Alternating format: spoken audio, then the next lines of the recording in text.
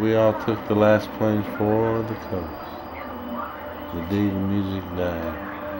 I heard that song was about Buddy Holly and about those guys that were. How can you stand there and say that to me, Aaron? Say what to you? That song's about Buddy Holly and them The musicians. day the music died. I'm talking about the day the music died, the day he stopped writing songs, man. But he stopped writing songs. Not him, mister. Oh, Don McLean? Me. Oh, you? Goddamn, man. What do you think? That song's about you. Goddamn right it is.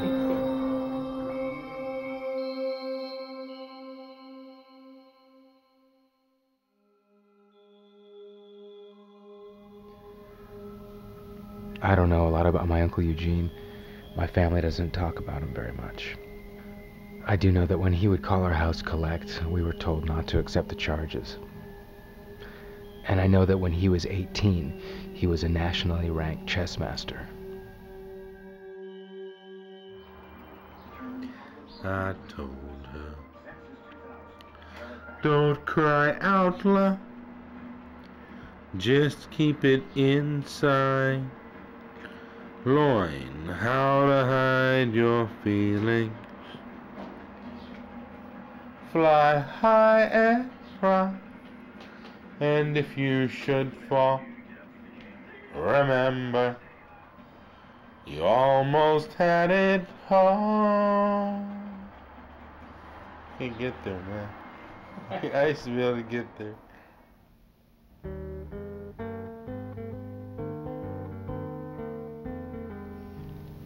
This is Eugene when he was 10.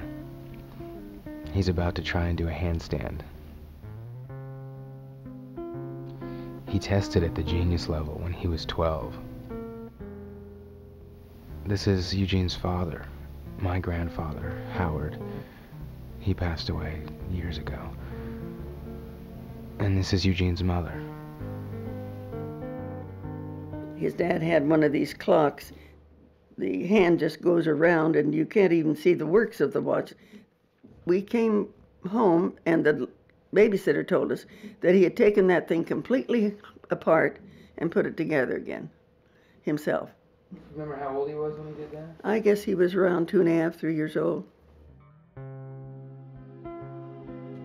You know, didn't need anybody but himself, and he just didn't seem to require the sleep that most people would.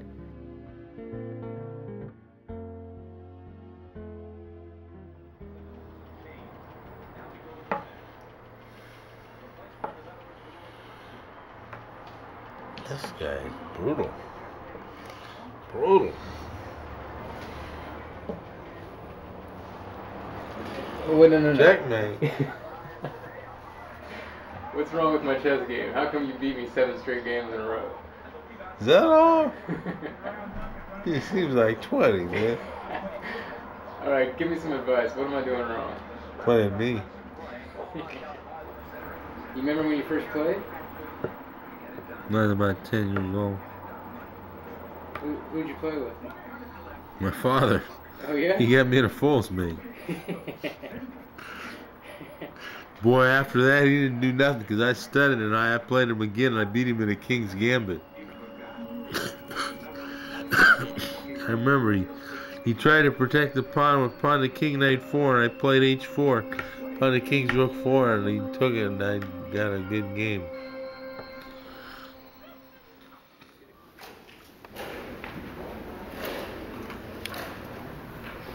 He still plays chess, the first Thursday of every month at the local community center. Here he's playing in a tournament against the top-ranked player. What's the analysis of the game? Bishop takes bishop. Yeah. Queen takes pawn check. King to knight 1. And he's got a pawn rook to king's bishop 1. What if he doesn't take the knight's pawn? Then it's just a game.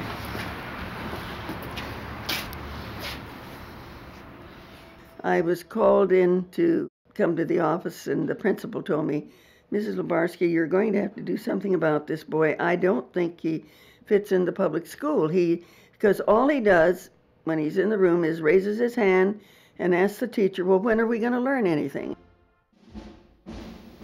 We got him in the military school, and he seemed to do fine. He would come home only one day a week. We'd get to bring him home on a Wednesday.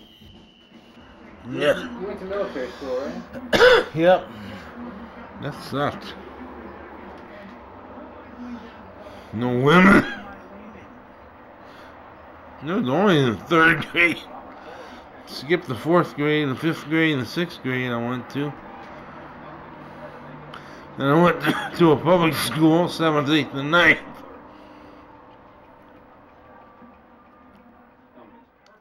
We were unaware, actually, that he was experimenting with drugs at all. I don't know, we were just absolutely oblivious to it, and I think parents are the first ones to be in denial about it. What drugs did you do in college? You name it, I did them all. Except heroin, I didn't do any heroin. Is there one that you feel affected you more than any other one? I don't know, probably acid.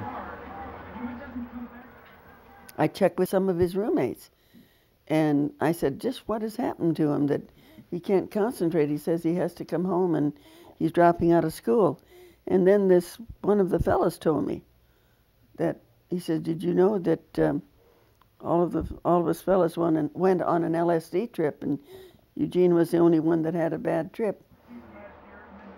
Who offered you drugs in college the first time? Well, alright, resident assistant.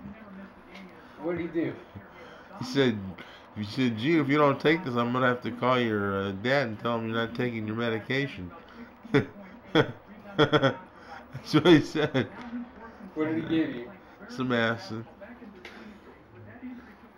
Out of the 4 of them, the 3 boys came out of it unscathed, apparently, and didn't suffer anything, but Eugene became so violent and so difficult that they had to lock him up in a room and just left him there.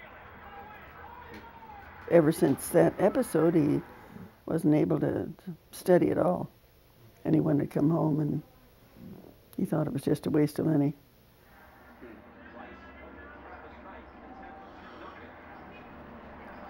You think your life would be different if you didn't try drugs? Man, I was up in heaven, and Misha already told me what was going to happen in my life. What did Misha say? She said, you do the rest, I'll give you the almighty power. What's the almighty power? Almighty power is the power to get Julia Louis-Dreyfus anytime you want her. No, I'm just kidding. I wouldn't want it like that. I wouldn't want it like that. It changed the chemistry in his brain, and he started to hallucinate. We didn't even accept the fact that he had an illness. What is his diagnosed illness? Well, they told us at the time he was a bipolar manic depressive. He has certain fixed delusions that no medication to date has been able to help him. They're real to him, they exist to him. I put Arnold Schwarzenegger once on the beach in a different lifetime. The first game I ever played with Arnold Schwarzenegger I can remember is a Petros Defense, and we exchanged coins and we played Queen to King to each of us, and it was a draw. Was it a draw? Yeah.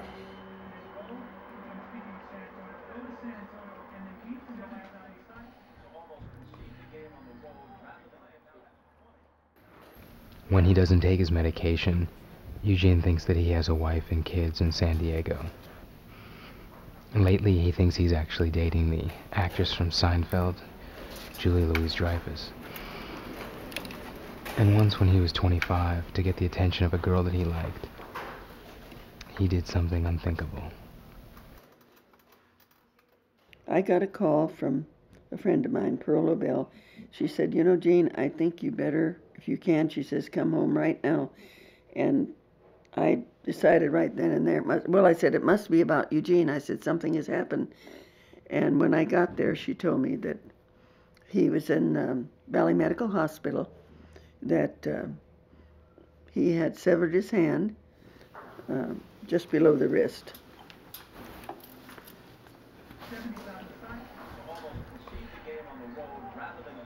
tell me about your hand? What happened to your hand?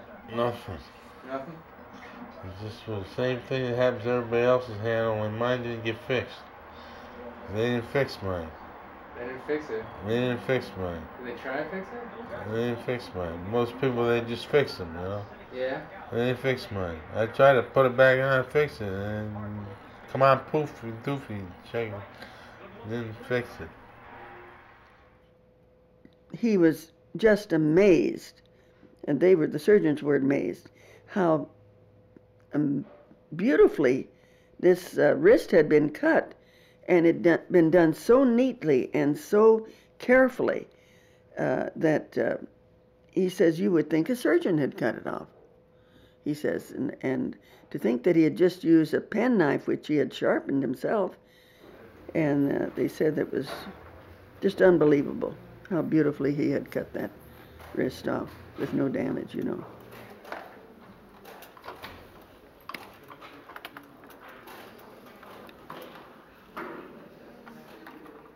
Why did you trade Queens? I don't know, I thought I could win this B pawn and B pawns. I thought I didn't think he could penetrate, but he sacks the pawn and gets in there. So what happened? So I lost.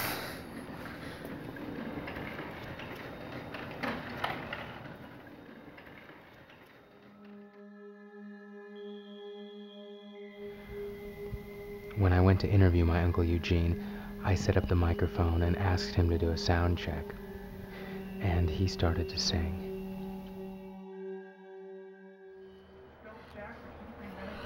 Let's see, let me sing a song here.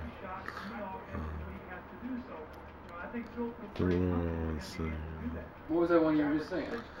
Give me one moment in time when I'm more than I thought I could be.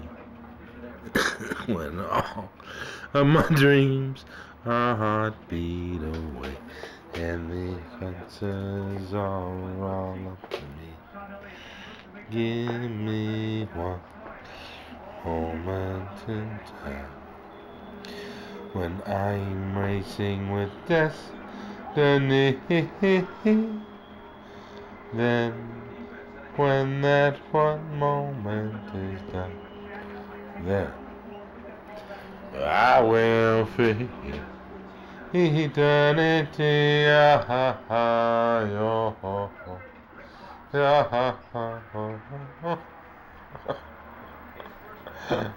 Oh.